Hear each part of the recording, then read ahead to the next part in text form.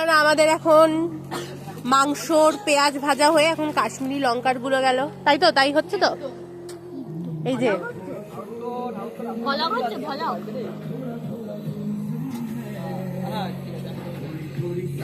আমার বর খুব সুন্দর করে স্যালাড কেটে মার খাচ্ছে।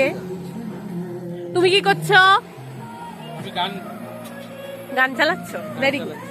তুমি কি করছো? আরে মুখ দিয়ে বলো।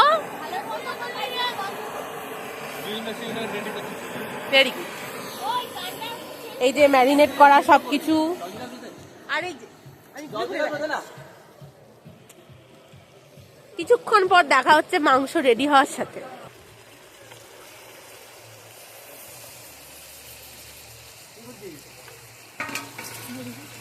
নাড়াই নাড়াই।